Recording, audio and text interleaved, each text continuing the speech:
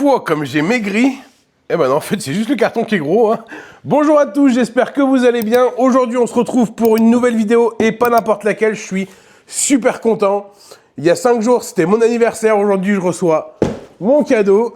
Et ben, vous l'avez compris, c'est cette Bamboo Lab H2D en version full combo avec le laser. Alors, ça fait débat. On va en parler aussi. Je vais vous expliquer pourquoi j'ai pris cette version et pourquoi j'ai pas pris juste l'imprimante toute seule. On va voir tout ça ensemble. Vous pourrez me jeter des tomates si vous n'êtes pas d'accord avec moi. J'accepte. En plus, je suis habillé en blanc. Comme ça, on le verra bien. N'hésitez pas aussi à vous abonner, à liker la chaîne et à partager. Ça me soutient beaucoup dans ce que je fais. Allez, c'est parti, on y va!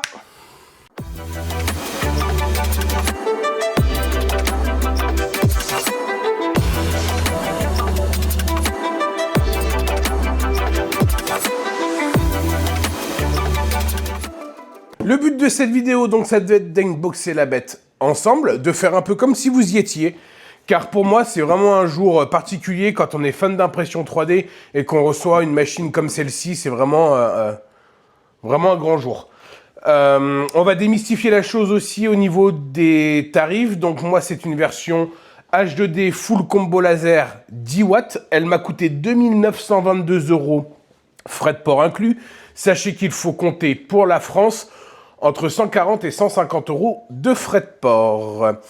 Le module laser n'est pas inclus dans ce carton, il est envoyé à part via un autre transporteur.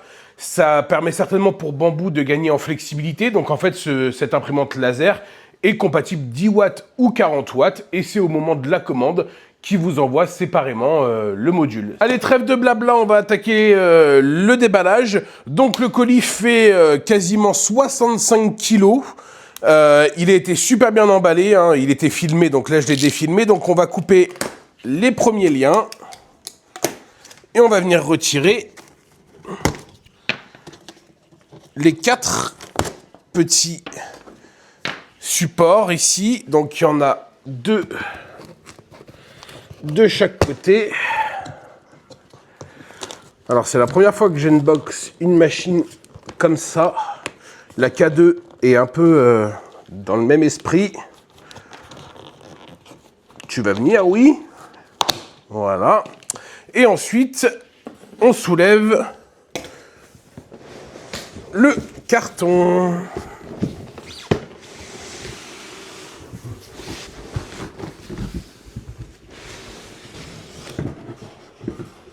Même mes lustres, ils veulent pas que je la prenne. Hein. Donc voilà, on se retrouve de suite avec la machine, la notice, ici. Cette couronne qui vient vraiment protéger l'ensemble.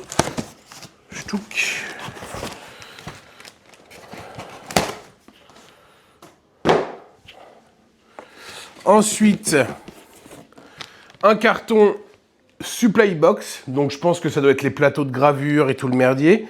On ouvrira ça ensemble. Et ensuite, on arrive à la bête. Alors, je regarde un peu comment je dois m'y prendre. Ah, ok. Donc, il y a des scotch en fait qui viennent maintenir l'ensemble ici. Il doit y en avoir aussi de ce côté-là, je vois pas. Ma femme me fait signe que gros boulet, il y a des scotch. Donc voilà. Et ensuite, ça va mieux.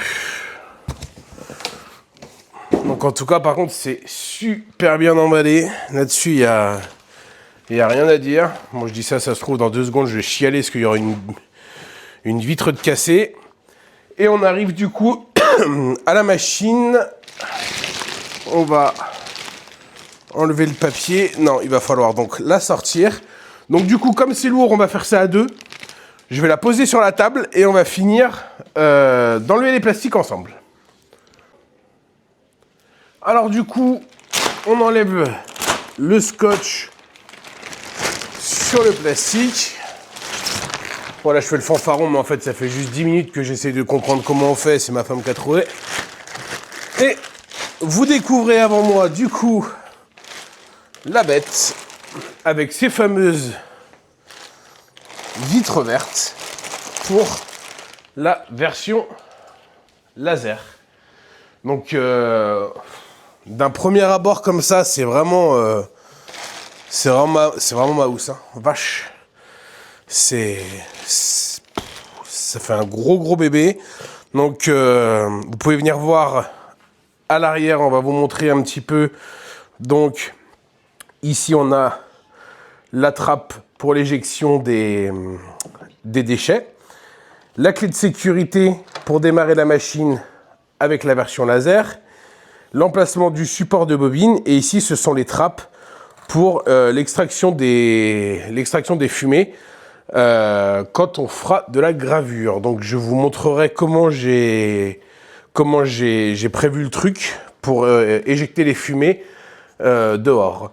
Ici, vous avez l'entrée du filament pour le TPU. Si c'est du TPU qui n'est pas compatible AMS. Et ici, les deux entrées pour l'extrudeur droit et l'extrudeur gauche. On retire ensuite les plastiques sur les vitres.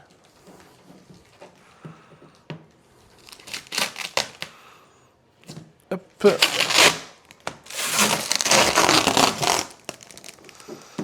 Je fais attention parce que je suis pas quelqu'un de très...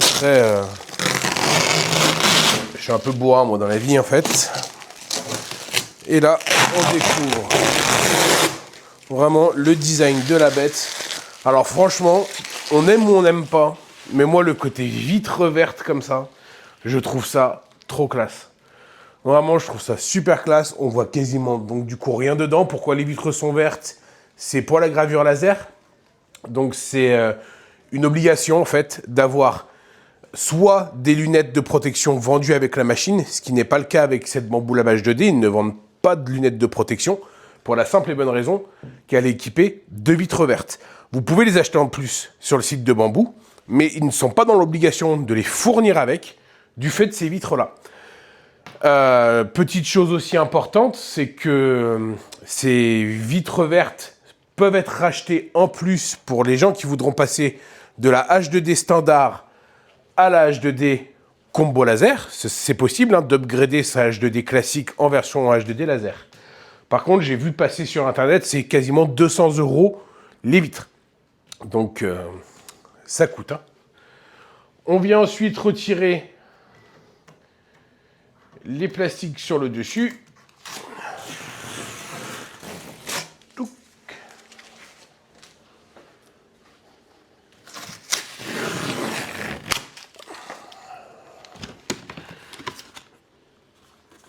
Hop, donc là, c'est la vitre du dessus. Et là, on découvre l'intérieur de la bête. Franchement, en vert, moi, je trouve ça trop classe. Je trouve ça trop classe. Je suis comme un gosse. Avec l'AMS, la tête d'impression. C'est de l'horlogerie, ce truc. C'est vraiment de l'horlogerie. Dedans, il y a des cadeaux. Des cadeaux à 3000 balles, hein, mais je prends ça comme un cadeau. Donc ici, la boîte d'accessoires.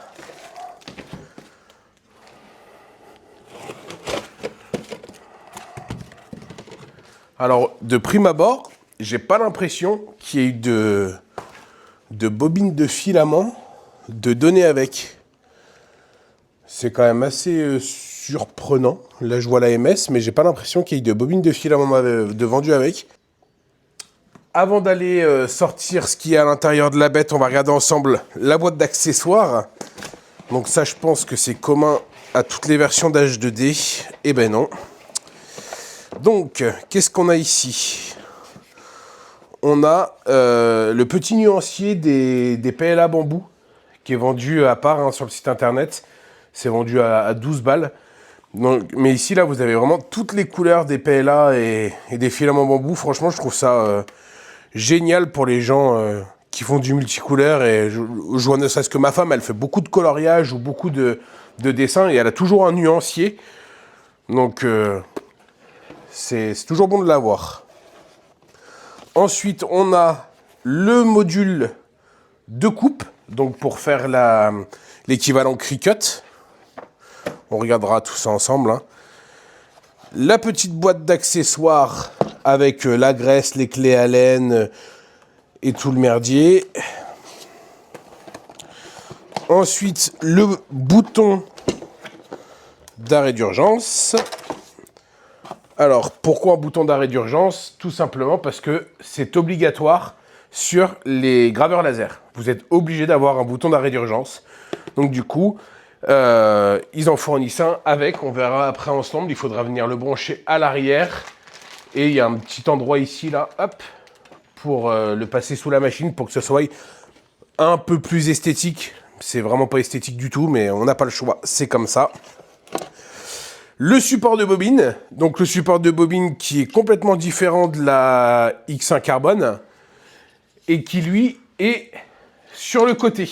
Donc on a un support de bobine avec la bobine qui sera sur le côté. Ça c'est plutôt bien foutu comparé à ce qui se fait d'habitude. D'habitude on a des supports de bobine qui viennent à l'arrière avec la bobine à l'arrière et c'est chiant. Là c'est vraiment un support de bobine qui va sur le côté. Donc on verra ensemble comment ça se met.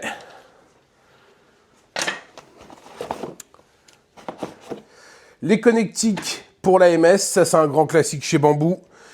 Et la prise d'alimentation pour la machine et 2 feutres. Alors pourquoi 2 feutres? Eh ben c'est pour quand je serai célèbre, ils ont déjà prévu les feutres pour les autographes. Non, pas du tout, en fait, c'est la machine est équipée aussi d'un porte-stylo pour colorier à votre place. On verra ce que ça vaut. Je ne sais pas du tout. Voilà, donc ça, c'est fait.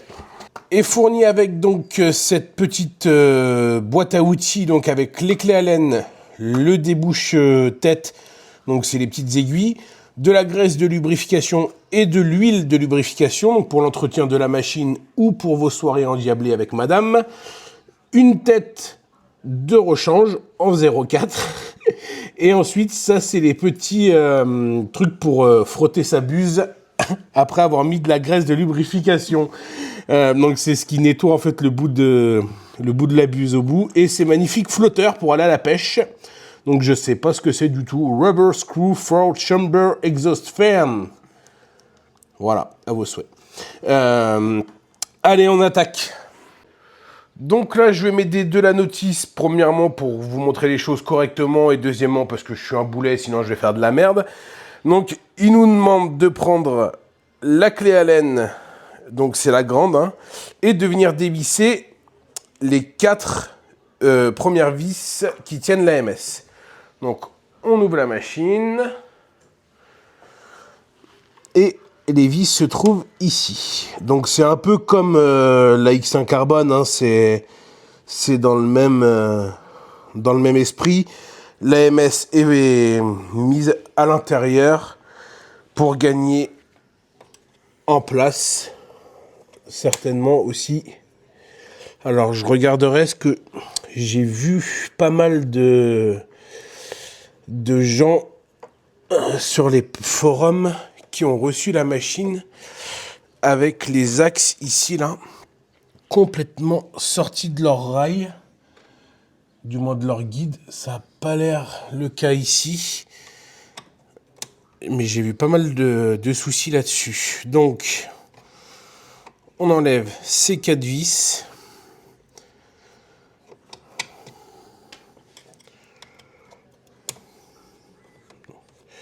Donc c'est plutôt bien expliqué dans le guide de Bamboo. Prenez votre temps quand même, vraiment de faire les choses comme il faut, surtout au prix de la machine.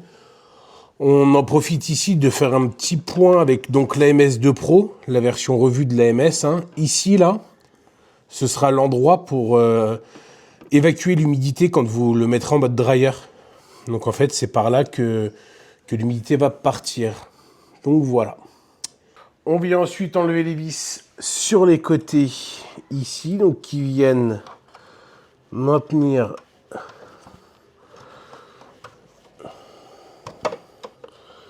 l'AMS, du moins le dessus de l'AMS.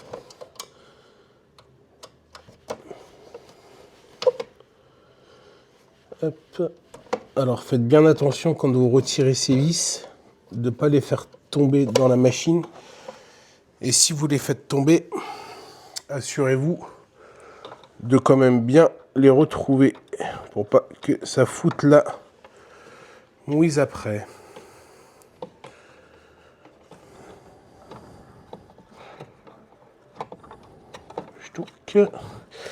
Et d'enlever donc ces deux petites vis là, hop, va libérer du coup les caches qui viennent maintenir le dessus de l'AMS. On peut maintenant du coup retirer l'AMS. On regardera ce qu'il y a après dedans. On enlève les protections et ensuite on vient retirer les vis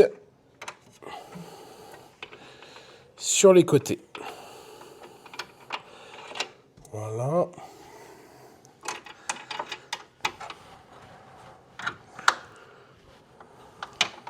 Voilà. Ici, alors là, faites attention, vous avez un scotch ici, c'est normal. Le scotch, il est là pour, justement, quand vous allez enlever la vis, ne pas rayer le... Vous voyez, le cache plastique. Donc, ils ont pensé à tout. Par contre, avec la machine, ils m'ont pas livré des mains, moi. Je suis vraiment polio. Voilà. Donc, on vient retirer cette vis là aussi. Et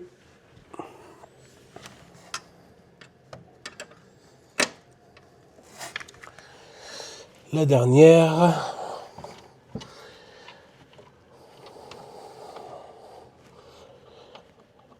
Qui se trouve au fond. Voilà. On peut maintenant retirer la protection en plastique. Et on retire les protections en mousse sur les côtés. Non, pas encore. Donc on vient ensuite enlever les deux vis au fond.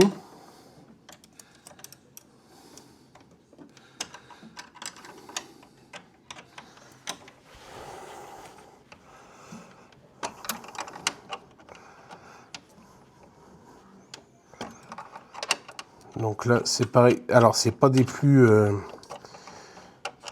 accessibles, hein, mais peut-être que c'est parce que comme nous, on est deux à le faire avec quelqu'un qui filme, peut-être que ça aurait été plus astucieux de le faire de l'autre côté, mais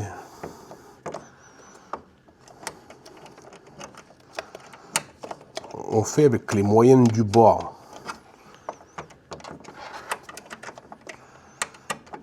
Alors, sur le petit livret, ils disent qu'il y a un Serflex ici, mais moi, personnellement, je ne l'ai pas. J'ai que ces trois-là, moi. Donc, du coup, on va venir les couper.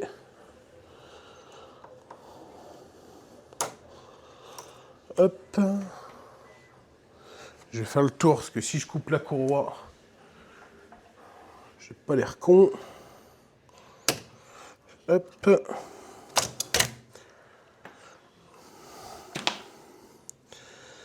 Donc je vous confirme bien que je ne l'ai pas du tout, celui-ci là, le quatrième qui était là, moi j'ai rien du tout. Hop. Et ensuite on peut retirer normalement. Voilà. La version, le code du bon, on peut avancer la tête. La prochaine étape, c'est donc de venir mettre le capot du dessus et de venir câbler l'AMS. Donc pour ça, je vais aller la mettre en place dans l'atelier. Vous vous doutez bien que dans mon salon, c'est pas ici qu'elle va imprimer. Donc voilà, premier retour comme ça, c'est quand même plutôt pas mal. Ici, par contre, j'ai pas bien l'impression que ce soit avec du verre. Je pense que c'est plus un plexi... Un plexi un peu à la con, c'est pas vraiment du verre. Mais bon. Sinon, franchement, c'est quand même costaud. Hein. Allez, on se retrouve dans l'atelier. Là voilà donc dans les lieux du crime dans l'atelier. Donc là, vous la voyez comparée à la Prusa XL, hein, il y a une sacrée différence de taille. Ici, il y a un petit warning. Remove this screw before the use. Je vais la remove tout de suite parce que sinon, je vais l'oublier et ça va faire un drame. Donc voilà. Surtout que j'ai exploré vite fait le manuel et n'en parle pas. Ensuite, on place donc la glace. Donc sur la version laser, la glace, elle est complètement noire de chez noir. On ne voit pas du tout à travers. Est-ce que c'est pareil sur la H2D classique? Je sais pas. Dites-le moi en commentaire au pire vous si vous avez la version classique, comment est cette vitre-là. Mais en tout cas, dans la version laser, c'est vraiment noir de chez noir. Hein. On passe maintenant à l'installation de l'AMS. Donc ce fameux AMS2 Pro revu par Bamboo, qui est fiabilisé, où on est censé gagner en vitesse de changement de filament et plein de petites choses. Donc on verra. Alors, je suis pas un grand utilisateur d'AMS. J'avais l'X1 Carbone avant et je faisais très peu de multicouleurs. Je vais me forcer à en faire. J'ai acheté pour 300 balles de filament de couleur. Donc si j'en fais pas, je vais me faire défoncer par madame. Donc on verra bien. Donc c'est toujours la même chose avec les deux loquets sur les côtés. On l'ouvre. On a cette gaine de ventilation qui sert soit à vous prendre pour un éléphant. Moi en plus ça va bien parce que j'ai le gabarit pour. Mais la vraie utilisation c'est pour évacuer les fumées. Avec du coup la petite prise ici là pour venir mettre la gaine et évacuer les fumées. Donc je vais vous en parler tout de suite aussi. Moi j'ai pas acheté le purificateur d'air que Bamboo vend là à 600 €. Parce que j'avais plus de sous et j'aurais dû louer une camionnette et me mettre au bord de la nationale si j'avais voulu l'acheter. J'ai acheté un simple extracteur d'air à 30 € sur Amazon. Un débit de un peu plus de 500 m3. Donc c'est à peu près le même débit que celui qui est vendu avec Bamboo. Et je viendrai virer directement les fumées par ma fenêtre. J'ai la chance d'avoir la fenêtre juste à côté, donc pas besoin d'un purificateur d'air en soi. Ensuite, on a les PTFE de rechange pour la MS2 Pro. Le PTFE qui va venir se connecter à l'arrière. Je suis con, l'arrière il est ici. Ça doit être le tube pour les racistes. Donc, comme c'est une version de combo laser, la pompe pour les racistes est intégrée à la machine. Elle n'est pas déportée. Alors que si vous allez faire switcher votre H2D standard vers une version combo laser, vous serez obligé de l'avoir déporté. Donc ça, on y reviendra aussi tout à l'heure au moment de faire la petite conclusion de cet unboxing. C'est pour moi un point important. Ensuite, il y a du carton. Ça fera le bonheur des chats. De la mousse. Ça fera le bonheur des chats aussi. Et on arrive à cette AMS2 Pro. Première chose marquante tout de suite, c'est que les tubes PTFE sont accessibles maintenant. Il n'y a plus à enlever ce gros bloc avec les tubes PTFE en dessous. Ils sont accessibles. Ici, là, c'est en céramique et ça a été fiabilisé. Alors moi, personnellement, j'ai jamais eu de soucis de casse, mais c'est parce que je m'en servais aussi très peu, je pense. Ensuite, on a donc les déshumidificateurs. Donc la silice. On vient ouvrir les paquets et on les jette. On les place à l'arrière dans le petit emplacement de prévu. Paf. Et paf. J'imprimerai là aussi des trucs pour en mettre devant avec la température et l'hygromètre là. je le ferai pendant le test de la machine. Donc, une fois qu'on a fait cela, on tourne l'AMS et on arrive à l'arrière et on va pouvoir le brancher. On vient maintenant brancher le tube PTFE à la sortie de l'AMS et donc dans l'extrudeur de droite. Alors ça c'est un truc que j'ai pas compris, ou peut-être que j'ai mal compris aussi, c'est fort possible. En gros, moi à la base quand la machine a été présentée, je pensais que l'AMS alimenterait les deux extrudeurs. En fait non, l'AMS alimente que l'extrudeur, donc l'extrudeur de droite. Ensuite, le porte-bobine qu'on va venir installer après va venir lui alimenter l'extrudeur de gauche. C'est-à-dire que l'extrudeur de gauche sera lui en monofilament. Alors, est-ce que c'est possible par la suite de mettre un AMS sur l'extrudeur de droite et un AMS sur l'extrudeur de gauche? Je ne sais pas, parce que quand je regarde sur le site, ici, ils viennent vous mettre en fait un adaptateur où vous venez faire rentrer vos 4 AMS 2 Pro sur le même extrudeur. Alors, il doit y avoir un intérêt, mais en tout cas, moi, je ne l'ai pas compris. Donc, une fois qu'on a mis ce tube PTFE, on vient ensuite connecter l'AMS à la machine via le câble classique. Je suis alors moi, j'ose pas forcer, moi, parce que je suis un peu un concon. Voilà, ici. Et on vient le connecter à la machine. Ici.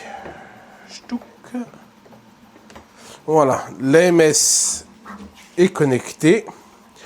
Donc on met la silice, ça c'est fait. Et on vient maintenant installer le support de bobine. On installe maintenant donc le support de bobine. Donc en fait le support de bobine lui vient se glisser ici dans la petite fente. Et on met la clé de sécurité. Alors faites pas comme moi, ça fait 5 minutes que je la cherche, la clé de sécurité. En fait elle était scotchée au premier plastique qu'emballait la machine et déjà à la poubelle. Donc voilà. Et cette clé de sécurité, on vient la mettre ici. Donc voilà, juste on la lock dedans. Et on vient mettre maintenant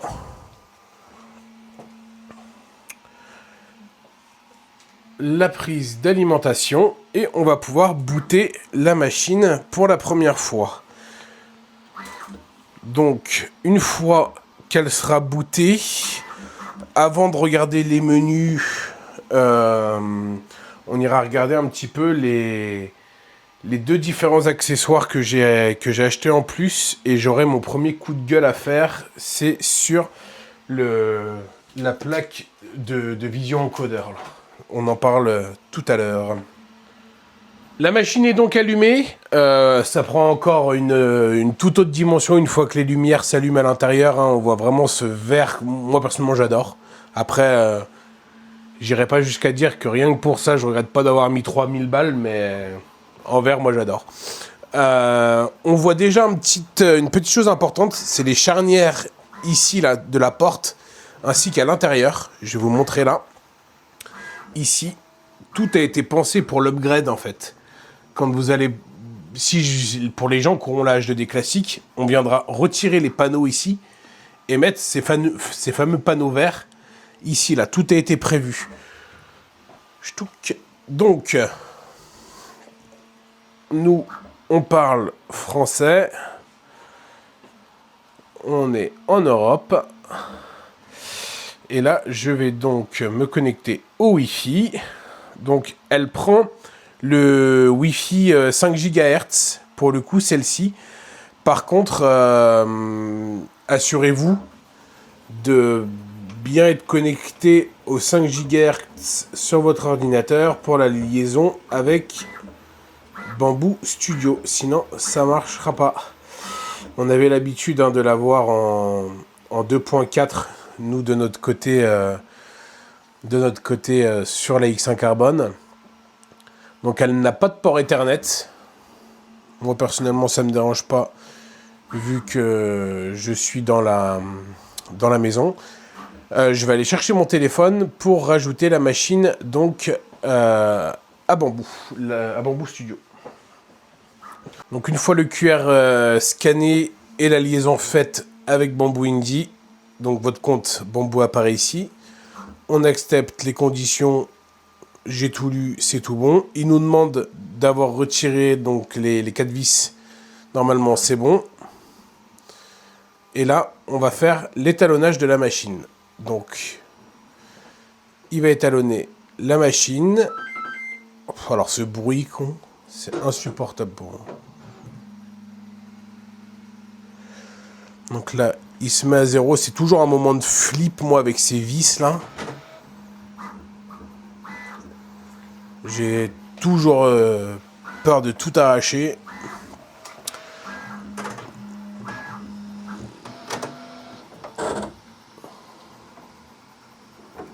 Donc petit disclaimer pour vous prouver que je suis vraiment un singe. Il manquait des tours de vis ici. Donc du coup la machine m'a dit, espèce de gros singe, t'as pas bien enlevé les choses comme il fallait. Donc en fait ça se retire bien. C'est les mousses en fait qui s'enlèvent. Donc elle m'a détecté le problème. Là je fais recalibrer.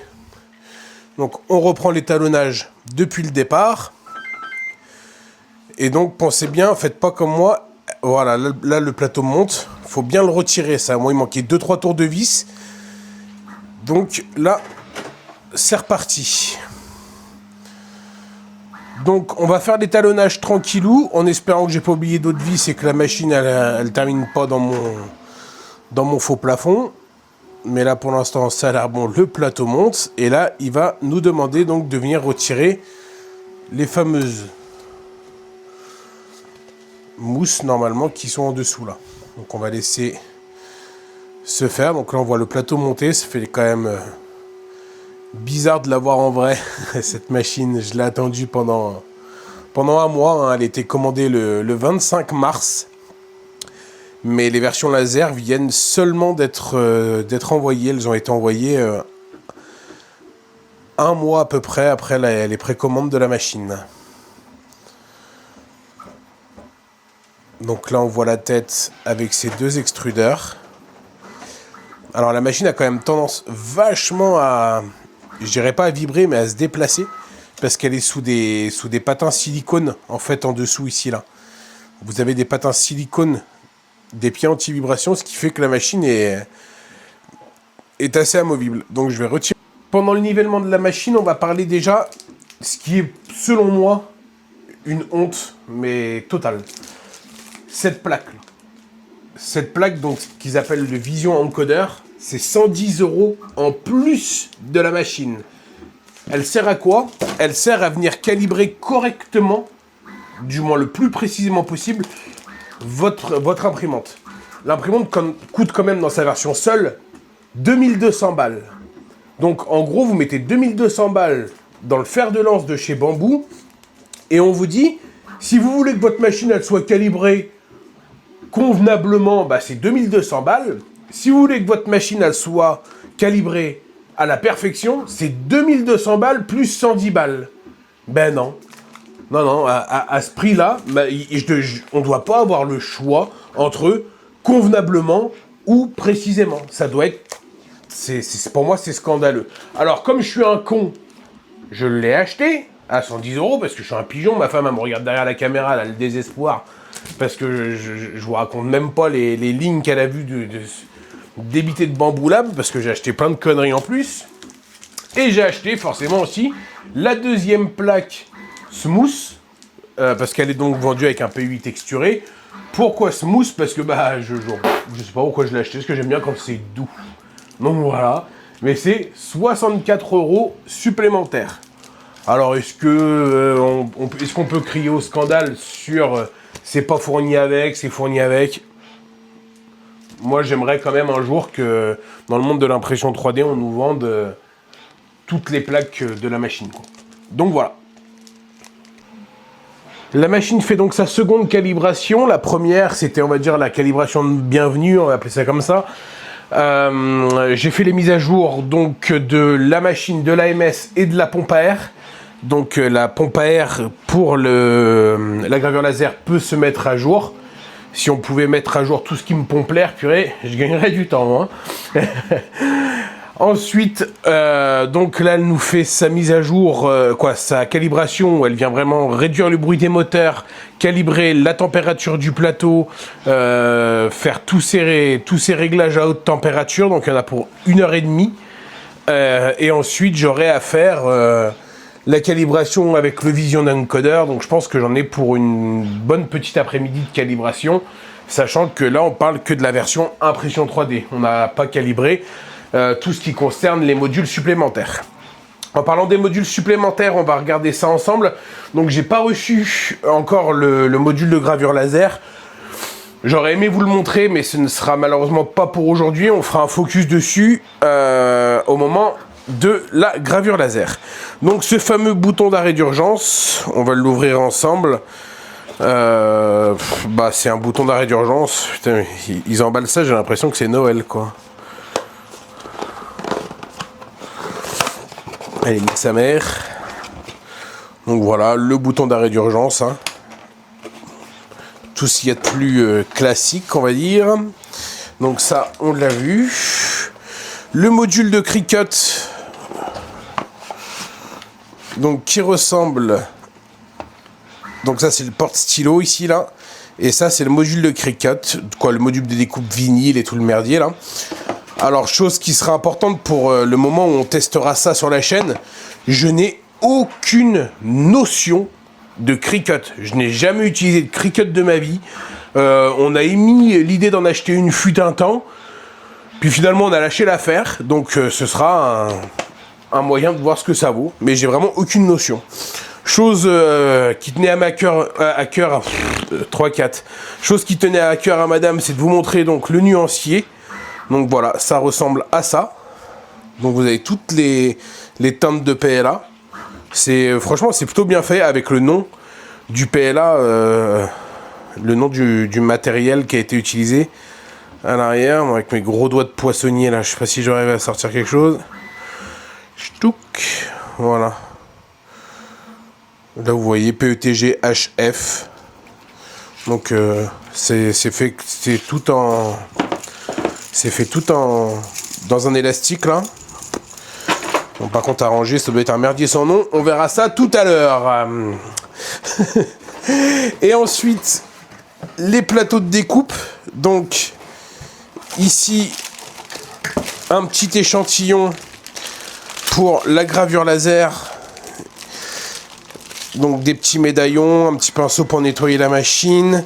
Ça, ce sont les traverses pour le plateau de gravure laser. On se fait son poids, hein. C'est en métal, ça c'est lourd ça. Ensuite, on a donc ici le plateau de gravure laser. Donc plutôt bien fini. C'est pareil, ça pèse son poids aussi. Donc avec tous les cuillères de calibration. Un petit échantillon de vinyle et de bois pour la découpe laser. Alors par contre, ils ont donné des échantillons de bois et de... Par contre, il y a 0 filament qui est vendu avec la machine. Ça moi, personnellement, je trouve que ça craint, mais je suis jamais content. Alors. Et ici, c'est le plateau de découpe vinyle. Donc, avec un côté forte adhérence et un côté light adhérence, donc adhérence plus légère. Honnêtement, je regarderai ça à tête reposée parce que j'ai vraiment aucune notion de Cricut ou de gravure laser. Même de gravure laser, hein, on va faire le point de toute façon ensemble tout de suite. Vas-y. Fait le tour concernant la gravure laser. Donc j'ai acheté des petits médaillons pour les colliers des chats et des chiens ou ou pour les humains aussi, on peut mettre autour d'une chaîne, donc en 20 mm, en 30 mm. J'ai acheté les versions officielles bambou, et à chaque fois, j'ai acheté les versions AliExpress, histoire de comparer, parce qu'il y a une grosse différence de prix. Là, on est autour des 5 €, quand là, on est autour des 1 €, quoi. Donc, il y a une grosse différence de prix. On verra ensemble si la qualité est différente ou non. Ici, j'ai acheté, donc, c'est des panneaux de liège de 2 mm, pareil, en bambou. Et là, c'est du bois standard en 3 mm, pareil, de chez Bambou. J'ai aussi, donc, des versions AliExpress que j'ai pas sorties, qu'on testera ensemble. J'ai acheté, donc ça c'est du PVC là, du PVC un peu épais là. Sur AliExpress aussi, j'ai aussi la version bambou. On testera les différences à chaque fois. C'est vraiment histoire de voir est-ce que ça vaut le coup d'acheter forcément le haut de gamme ou pas. Ici on a du vinyle et du papier. Donc encore une fois, ça a été acheté dans les magasins Action. Ça vient de chez AliExpress. Ça vient de chez Action. Et là, on a les versions officielles Bamboo Lab. Donc, j'en ai acheté plusieurs. J'ai acheté plusieurs couleurs. J'ai acheté du foil. J'ai vraiment acheté une chier de conneries, mais je vous en parle même pas. Donc, on fera le test à chaque fois. Donc, pour chaque module, des versions Bamboo Lab et des versions AliExpress, Action. Je vous donnerai à chaque fois le nom des différents magasins où j'ai acheté tout ça. La question qui se pose maintenant, c'est pourquoi j'ai acheté cette H2D en version combo laser. La première question à se poser, je pense, c'est est-ce que vous avez de la place? Si vous avez beaucoup de place, c'est peut-être plus rentable d'acheter, on va dire, un graveur, une Cricut et une H2D classique. Et encore, quoique, parce que la machine toute seule est à 2200 €. Un graveur laser, on va dire entrée de gamme, je connais même pas trop les prix, mais moi je sais que mon Orture, je l'avais dû le payer dans les 400 et quelques euros. Une Cricut, ça doit coûter à peu près aux alentours des 450 € et encore. Donc l'un dans l'autre, on est kiff bourricot, voire un peu plus cher dans la version 10 watts. Moi ici, j'ai acheté la H2D en version 10 watts. Par contre, j'ai eu l'occasion de manipuler vite fait Lightburn. J'y comprenais rien. Et Lightburn, c'est un abonnement payant à 99 € l'année.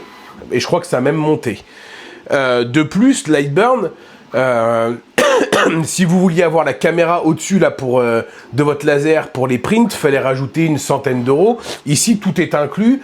On a l'écosystème Bambou, ou quand on voit les vidéos de présentation de Bamboo Suite, donc c'est l'outil le logiciel de gravure laser et de découpe vinyle, ça a l'air super pratique et vraiment très intuitif.